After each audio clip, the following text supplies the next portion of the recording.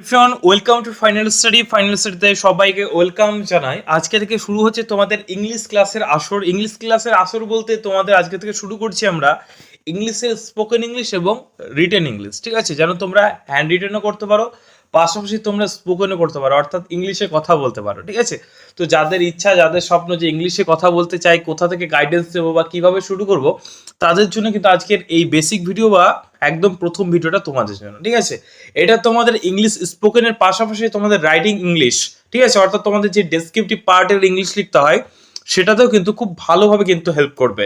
তো সুতরাং এই প্যাটার্ন ওয়াইজ কিন্তু তোমরা যদি ভালোভাবে করতে পারো, ঠিক আছে, এখানে অনেকগুলো কিন্তু তোমাদের প্যাটার্নের কথা বলবো, বিভিন্ন তোমার টেকনিক্সের কথা বলবো, বিভিন্ন পদ্ধতির কথা বলবো, যেগুলো যদি ভালো করে ফলো করে প্রতিদিনে বাড়িতে যদি প্রতিদিন প্র্যাকটিস করতে পারো, তাহলে দেখবে আস্তে আস্তে তোমাদের ইংলিশটা কিন্তু ইমপ্রুভমেন্ট হবে। ঠিক আছে, এবং ইমপ্রুভমেন্ট হওয়ার পাশাপাশি কিন্তু তোমরা আস্তে আস্তে লিখতেও পারবে। ঠিক আছে, তো এই বেসিক ক্লাসগুলো তোমাদের একদম ফ্রি অফ কস্ট আমরা ইউটিউবে করাবো। ঠিক আছে, তোমরা প্রত্যেকটা ক্লাসে অবশ্যই ভালোবাসা দিও, আমাদেরও ভালো লাগবে, আর তোমাদের সাপোর্ট পেলে তো অবশ্যই আমাদের ইচ্ছা করবে যে পরের ক্লাসগুলো দিতে। ঠিক আছে, তো তোমাদের জন্য অনেকগুলো আমরা ফ্রিতে আমাদের কোর্স নিয়ে আসার চেষ্টা করছি। তো তোমাদের একটা জিনিসই চাই, সেটা হচ্ছে ভালোবাসা এবং সাপোর্ট। তো চলো শুরু করছি আজকের ক্লাস। ইংলিশের প্রথম ক্লাসে আমরা আজকে ইংলিশের কিছু প্যাটার্ন নিয়ে আলোচনা করবো। তো দেখো, প্রথমে আমাদেরকে বুঝতে হবে, একটু ওয়েট করো। হ্যাঁ, এবার প্রথমে আমাদেরকে বুঝতে হবে যে স্পোকেন ইংলিশের ক্ষেত্রে কি কি দরকার। সাধারণত আমরা চেষ্টা করব আমরা বেশি রুলসের মধ্যে ঢুকবো না, আমরা বেশি কিন্তু গ্রামারের মধ্যে ঢুকবো না। তার কারণ আমরা সকলেই জানি গ্রামার বললেই কিন্তু ছেলেমেয়েরা ইংলিশের কিন্তু ভয় পায়, যে গ্রামার শিখতে হবে, গ্রামারে এত এত রুলস মুখস্থ করতে হবে, কিচ্ছু করতে হবে না, কোনো রুলসের মধ্যে আমরা ঢুকবো না, আমরা একদম প্র্যাকটিক্যালি কিন্তু শিখবো, একদম প্র্যাকটিসের মাধ্যমে প্র্যাকটিক্যালি কিন্তু শিখবো। ঠিক আছে, তো আমাদের যে ফার্স্ট প্যাটার্ন, আমরা বিভিন্ন প্যাটার্ন, বিভিন্ন স্ট্রাকচার, বিভিন্ন বাক্যের গঠন হিসেবে কিন্তু আমরা আলোচনা করব। তো প্রথম যে প্যাটার্ন নিয়ে আমরা আলোচনা করব সেটা হচ্ছে তোমার শুডের ব্যবহার। ঠিক আছে, আমরা বাক্যে শুডকে কি কিভাবে ইউজ করতে পারি সেটা নিয়ে কিন্তু আজকের ক্লাসটা আছে। ঠিক আছে, বেশি ভয় পাবে না, খুব সহজ জিনিস। প্রতিদিন তোমরা যদি এই প্যাটার্নগুলো বাড়িতে প্র্যাকটিস করো, সেটা তোমার মা বাবার সাথে প্র্যাকটিস করতে পারো, ভাই বোন থাকলে ভাই বোনের সাথে প্র্যাকটিস করতে পারো, অথবা তোমাদের ফ্রেন্ডের সাথে ইন কল, ঠিক আছে, অন কল তুমি কিন্তু প্র্যাকটিস করতে পারো। ঠিক আছে, এরকম ভাবে কিন্তু প্রতিদিন প্র্যাকটিস করতে করতে আস্তে আস্তে তোমার কিন্তু ইংলিশ ইমপ্রুভমেন্ট হবে। শুধুমাত্র শিখলে লিখলে তাহলে হবে না। স্পোকেন ইংলিশের ক্ষেত্রে একটাই পন্থা, সেটা তোমাকে নিজে বলা প্র্যাকটিস করতে হবে, অথবা তুমি আয়নার সামনেও কিন্তু তুমি প্র্যাকটিস করতে পারো নিজের সাথে। ঠিক আছে, তো শুডের কি প্যাটার্ন আছে সেটা আমরা একটু দেখবো। যে প্যাটার্ন নাম্বার অন, এরকম ভাবে আমরা মানে প্র্যাকটিস করব। ইউ শুড ডু, আমি রিপিট করছি, ইউ শুড ডু বা আই শুড ডু, আমার করা উচিত, আই শুড ডু আমার করা উচিত, ইউ শুড ডু তোমার করা উচিত। ঠিক আছে, নেক্সট হচ্ছে দেখো, ইউ শুড বি তোমার হওয়া উচিত। প্রথমে আমরা বললাম ইউ শুড ডু তোমার করা উচিত। নেক্সট দেখো পরের যে সেন্টেন্সটা আছে, ইউ শুড বি তোমার হওয়া উচিত। ঠিক আছে, you should be a doctor, you should be a doctor, তোমার একজন ডাক্তার হওয়া উচিত। এরকম করে আমরা কিন্তু বলি, তাই না, যে you should be a patient, তোমার একজন কি হওয়া উচিত, একজন রোগী হওয়া উচিত, তাই না। এরকম করে আমরা বলতে পারি ইউ শুড বি ডুইং, তোমার করতে থাকা উচিত। ঠিক আছে, তোমার করতে থাকা উচিত। নেক্সট দেখো, ইউ শুড হ্যাভ তোমার থাকা উচিত, ইউ শুড হ্যাভ ডান তোমার করা উচিত ছিল। এখানে ছিল কেন বলেছে বলো তো, এই যে ডান আছে, ডান মানে কোন টেন্সে ঢুকে গেল, পাস্টে ঢুকে গেল, তাই না। যে কাজগুলো আমরা অতীতে করে ফেলেছি সেগুলোই তো আমরা পাস্ট টেন্সে ফেলি, তাই না। যেগুলো আমাদের চলছে বর্তমানে সেটাকে আমরা বলি প্রেজেন্ট টেন্স, আর যেটা আমরা করিনি ভবিষ্যতে করব সেটাকে আমরা বলি ফিউচার টেন্স। ঠিক আছে, এটা কিন্তু আমাদেরকে অবশ্যই জানতে হবে। নেক্সট দেখো, ইট শুড বি ডান, এটা করা উচিত, ইট শুড বি ডান, এটা কিন্তু তোমার প্যাসিভ ভয়েসে কিন্তু আছে। ঠিক আছে, আমরা পড়েছি ভয়েস চেঞ্জ, ভয়েস দুই প্রকার, একটা হচ্ছে তোমার অ্যাক্টিভ ভয়েস আর একটা হচ্ছে প্যাসিভ। ঠিক আছে, তো এটা কিন্তু প্যাসিভ ভয়েস আছে। এরকম ভাবে কিন্তু আমরা সেন্টেন্সের স্ট্রাকচার নিয়ে কিন্তু আমরা এরকম বাড়িতে প্র্যাকটিস করতে পারি।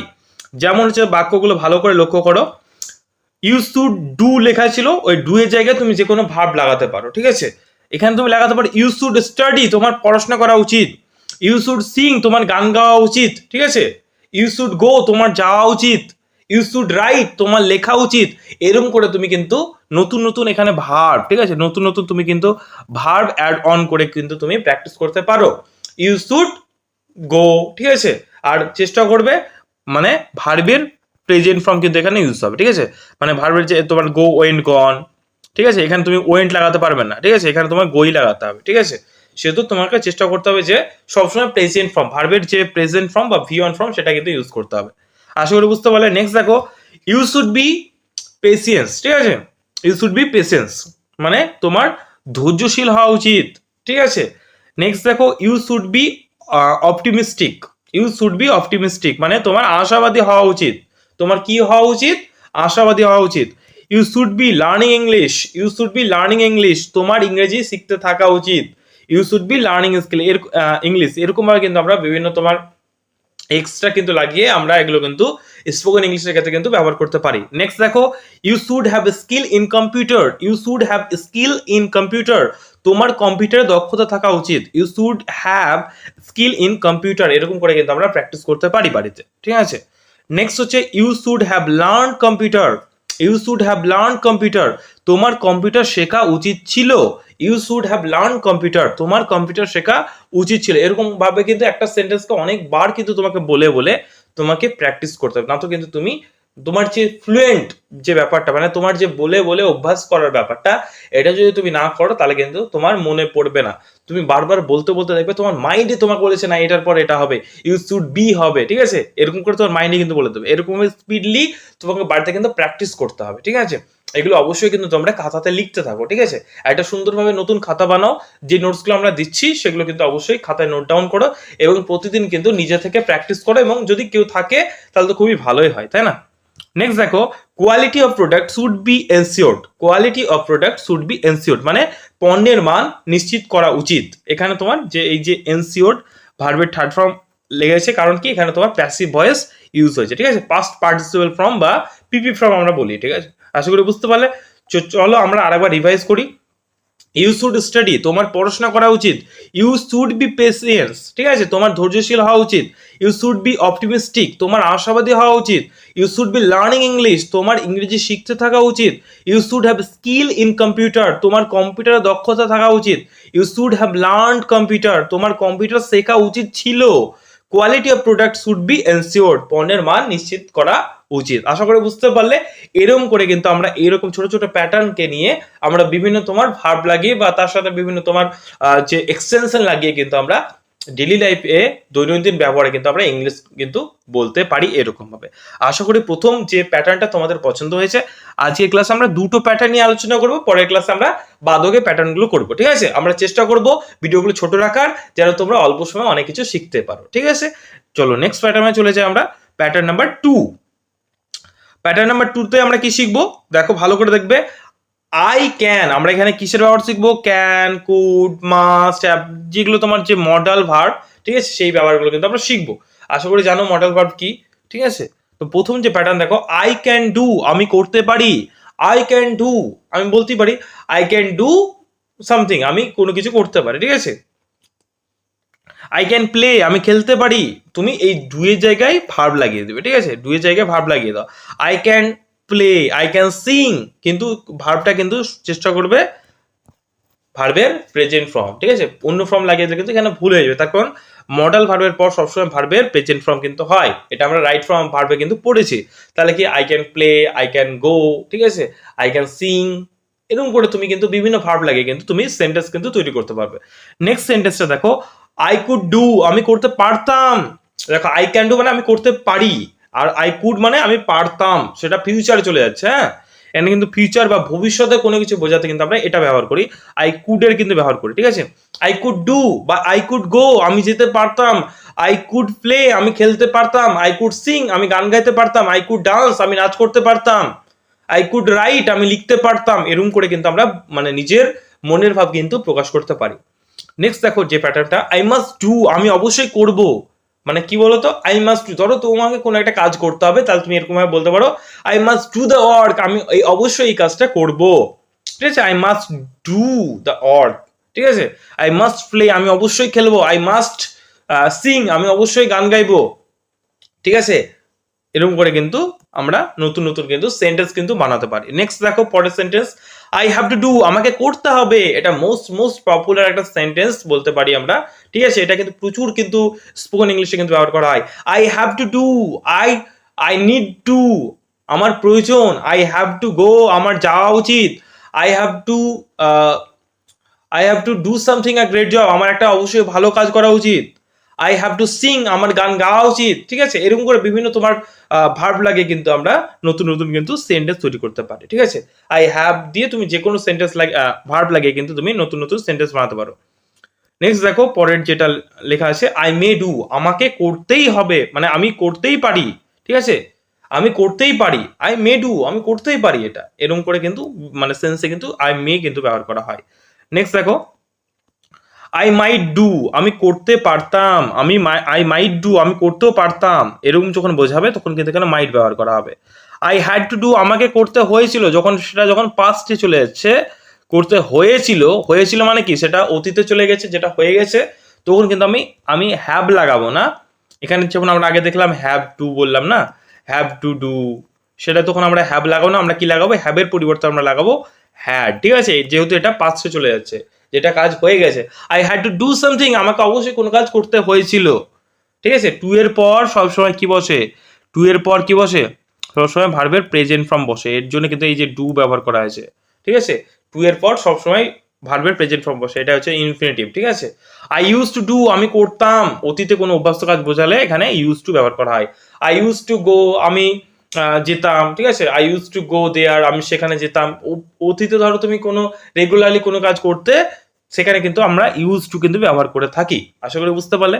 তো চলো আমরা কিছু সেন্টেন্স বা উদাহরণ নিয়ে আমরা এটাকে প্র্যাকটিস করি। I can speak English, I can speak English, আমি ইংরেজি বলতে পারি। I can speak English, I can speak Bengali, I can speak Hindi, I can speak Telugu. ঠিক আছে, আমি এরকম করে বিভিন্ন তোমার ল্যাঙ্গুয়েজ লাগিয়ে কিন্তু আমি এখানে কিন্তু নতুন নতুন সেন্টেন্স কিন্তু তৈরি করতে পারি। আর অবশ্যই তোমরা কিন্তু নতুন নতুন সেন্টেন্স তৈরি করে অবশ্যই কমেন্টে জানাও। ঠিক আছে, শুধুমাত্র না আমি একটা দেখিয়ে দিলাম মানে এটা শিখে গেলে আর শিখছি না, এমন কিছু না। তোমরা অবশ্যই যে দুটো প্যাটার্ন আজকে শেখালাম, এই দুটো প্যাটার্ন থেকে অবশ্যই তোমরা চেষ্টা করবে দুটো নতুন নতুন সেন্টেন্স অবশ্যই এই ভিডিওর নিচে কমেন্ট করে জানানো। আমি অবশ্যই যাদের সেন্টেন্স স্ট্রাকচারটা ঠিক হয়েছে, বাক্যের গঠনটা ঠিক হয়েছে, অবশ্যই কিন্তু আমি লাভ রিয়াক্ট দেবো এবং তাদের কমেন্টে কিন্তু অবশ্যই রাইট চিহ্ন দেবো। ঠিক আছে, অবশ্যই জানাবে, এটা তোমাদের হোম টাস্ক। তোমরা ভিডিও দেখছো, তোমাদের হোম টাস্ক দিলাম, হোম টাস্ক দিলে কি হবে, তোমরা শিখতে পারবে, তাই না? এই হচ্ছে ব্যাপার। নেক্সট দেখো, আই কুড ম্যানেজ হিম, আমি তাকে ম্যানেজ করতে পারতাম। আই কুড ম্যানেজ হিম, যখন কোনো কিছু পারতাম বোঝায় তখন কিন্তু আমরা কুড ব্যবহার করি। আর ক্যান মানে পারি অর্থে কিন্তু বোঝানো হয়। আই মাস্ট লার্ন কম্পিউটার, আমি অবশ্যই কম্পিউটার শিখবো। আই মাস্ট স্টাডি, ঠিক আছে, আই মাস্ট, আমাকে অবশ্যই পড়তে হবে। ঠিক আছে, আই হ্যাভ টু আর্ন, আমাকে উপার্জন করতে হবে, যেখানে কিন্তু হবে বোঝাবে, কোনো কিছু করা অর্থে কিন্তু আমরা হ্যাভ টু কিন্তু ব্যবহার করি। ঠিক আছে, I have to go, I have to eat, আমাকে খাওয়া উচিত বা আমাকে খেতে হবে, এরকম করে কিন্তু আমরা ব্যবহার করতে পারি। এটা কিন্তু এই যে সেকেন্ড যে প্যাটার্নটা মোস্ট ইম্পর্টেন্ট স্পোকেনের জন্য এবং রিটেনের জন্য। ঠিক আছে, আমরা স্পোকেনও শিখছি, রিটেন মানে ফ্রি হ্যান্ড রাইটিংও শিখছি, এবং তার সাথে কিন্তু আমি যে ইংলিশের যে তোমার গ্রামারের পার্টগুলো আছে সেগুলো কিন্তু ছোট ছোট করে বুঝিয়েছি, মানে রুলসের আকারে না, জাস্ট এমনি করে। দেখো এই যে তোমার যে মডেল ভার্ব, যে ক্যান, কুড, তোমার মাস্ট, ঠিক আছে, এগুলোর পর সবসময় কি হয়, ভার্বের প্রেজেন্ট ফর্ম হয়, এটা আমরা শিখলাম। টু এর পর সবসময় ভার্বের প্রেজেন্ট ফর্ম হয়, এটা আমরা শিখলাম, তাই না? কোনটা পাস্ট, কোনটা ফিউচার, কোনটা প্রেজেন্ট, এগুলোও আমরা শিখলাম। এরকম ভাবে কিন্তু আমরা গ্রামারও শিখবো ছোট ছোট করে, একদম ইন্টারেস্টিং ওয়েতে, কিন্তু রুলস টুলস না। ঠিক আছে, একদম ইন্টারেস্টিং ওয়েতে আমরা টেকনিক্সের মাধ্যমে, টিক্সের মাধ্যমে কিন্তু শিখবো এরকম ভাবে। ঠিক আছে, নেক্সট দেখো যে তোমার উদাহরণটা আছে, আই ইউজ টু স্মোক, আমি ধূমপান করতাম। আমি বললাম না, এই যে ইউজ টু কখন ব্যবহার করা হয়, অতীতে কোনো কাজে অভ্যস্ত। ঠিক আছে, হ্যাবিচুয়াল, যেটা তোমার অতীতে ধরো কোনো কাজ করতে, সেই অভ্যস্ত কাজের ক্ষেত্রে আমরা ইউজ টু কিন্তু ব্যবহার করি। আই ইউজ টু স্মোক মানে আমি অতীতে কিন্তু ধূমপান করতাম, এখন কিন্তু করি না, এটাই বলা হয়েছে। তাহলে ইউজ টু আমরা কখন লাগাই, যখন কোনো অভ্যস্ত কোনো কাজ আমি বোঝাই, তখন কিন্তু আমরা ইউজ টু লাগাই। ঠিক আছে, নেক্সট দেখো, I may go to shopping, I may go to shopping, আমি শপিং এ যেতেও পারি। I may go to shopping, আমি শপিং এ যেতেও পারি, যাবো কিনা তার কোনো মানে গ্যারান্টি নেই। ঠিক আছে, আমি যেতেও পারি, এরকম যেতেও পারি, না যেতেও পারি, এরকম অর্থে কিন্তু আমরা মেকে ইউজ করি। ঠিক আছে, আই মাইট হেল্প হিম, আমি তাকে সাহায্য করতেও পারতাম। ঠিক আছে, আই মাইট হেল্প হিম, আমি তাকে সাহায্য করতেও পারতাম। নেক্সট দেখো, I had to tolerate a lot of rough words, আমাকে অনেক বাজে বাজে কথা সহ্য করতে হয়েছিল। এই যে টলারেট মানে হচ্ছে পুট আপ উইথ, মানে সহ্য করা। রাফ ওয়ার্ডস মানে হচ্ছে বাজে কথা, খারাপ মন্তব্য। ঠিক আছে, খারাপ কমেন্টস, ব্যাড কমেন্টস। ঠিক আছে, তো আমরা চলো একবার খুব তাড়াতাড়ি আমরা যেগুলো যেগুলো শিখলাম সেগুলো একবার প্র্যাকটিস করে নিই। ইউ শুড স্টাডি, তোমার পড়াশোনা করা উচিত। ইউ শুড বি পেশেন্স, তোমার ধৈর্যশীল হওয়া উচিত। ইউ শুড বি অপটিমিস্টিক, তোমার আশাবাদী হওয়া উচিত। You should be learning English, তোমার ইংরেজি শিখতে থাকা উচিত। You should have skill in computer, তোমার কম্পিউটারে দক্ষতা থাকা উচিত। You should have learn computer, তোমার কম্পিউটার শেখা উচিত ছিল। Quality of product should be ensured, পণ্যের মান নিশ্চিত করা উচিত। নেক্সট হলো আই ক্যান স্পিক ইংলিশ, আমি ইংরেজি বলতে পারি। আই কুড ম্যানেজ হিম, আমি তাকে ম্যানেজ করতে পারতাম। আই মাস্ট লার্ন কম্পিউটার, আমি অবশ্যই কম্পিউটার শিখবো। আই হ্যাভ টু আর্ন, আমাকে উপার্জন করতে হবে। আই ইউজ টু স্মোক, আমি ধূমপান করতাম। I may go to shopping, আমি শপিংয়ে যেতে পারি। আই মাইট হেল্প হিম, আমি তাকে সাহায্য করতেও পারতাম। I had to tolerate a lot of rough words, আমাকে অনেক বাজে বাজে কথা শুনতে হয়েছিল বা সহ্য করতে হয়েছিল। আশা করি বুঝতে পারলে। অনেক সহজেই তোমাদের চেষ্টা করলাম যতটা সহজে করা যায়, যেন তোমাদের স্পোকেনের পাশাপাশি আমরা রিটেনটা আমরা শেখাতে পারি। তার কারণ বলার পাশাপাশি লেখাটাও খুব খুব ইম্পর্টেন্ট। মানে পড়াটা আমরা এবং তোমরা চেষ্টা করবে আমি যেগুলো উচ্চারণ করছি সেই দিকে একটু খেয়াল রাখা, ঠিক আছে? কোনটা কিরকম ভাবে উচ্চারণ করছি, কতটা সাউন্ড দিচ্ছি, তাহলে তোমাদের যে তোমার লিসনিং পাওয়ার এবং তোমাদের যে তোমার রিডিং পাওয়ার দুটো কিন্তু ক্যাপাসিটি কিন্তু বাড়বে। এরকম ভাবে তোমরা প্র্যাকটিস করতে থাকলে দেখবে আপকামিং যে কোনো এক্সামের জন্য তোমরা রিটেন বা তোমার অবজেক্টিভ ইংলিশ, ঠিক আছে, সেটাগুলোর জন্য কিন্তু তোমরা প্রিপেয়ার্ড হয়ে যাবে। এবং তোমাদের যে হোম টাস্ক দিলাম নতুন দুটো সেন্টেন্স তোমরা এখান থেকে যে কোনো তোমরা প্যাটার্ন নিয়ে কিন্তু তোমরা অবশ্যই কিন্তু কমেন্ট করে জানিও। কিন্তু এগুলো যেন, যেগুলো আমি উদাহরণ দিয়েছি সেগুলো যেন না থাকে, ঠিক আছে? নতুন কোনো একটা মানে সেন্টেন্স কিন্তু এদিক ওদিক করে চেঞ্জ করে তোমরা ইউজ করতে পারো এবং কমেন্টে অবশ্যই জানিও। তাহলে আমরা বুঝবো যে না তোমরা কিছু না কিছু নতুন কিছু শিখলে আজকে, ঠিক আছে? তো ভিডিওটা এখানে শেষ করছি, দেখা হচ্ছে পরের কোনো ক্লাসে। আর ক্লাসটা কেমন লাগছে অবশ্যই একটু একটা কমেন্ট করে জানিও, ঠিক আছে? তাহলে তোমরা যদি অবশ্যই ভালো ভালো মানে তোমাদের যদি ভালো রেসপন্স আছে, মানে তাহলে আমরা অবশ্যই কিন্তু আরো নতুন নতুন কিন্তু তোমাদের জন্য কোর্স নিয়ে আসবো, ঠিক আছে? আর বুঝতে পারছি এই গরমে তোমাদের জন্য খুব কষ্ট করে ক্লাস করাচ্ছি। তোমাদের এক একটা লাইক, এক একটা কমেন্ট কিন্তু আমাদের খুব খুব মোটিভেট করে, ইন্সপায়ার করে পরের ভিডিওগুলো বানানোর জন্য। থ্যাংক ইউ ভিডিওটা শেষ পর্যন্ত দেখার জন্য। জয় হিন্দ।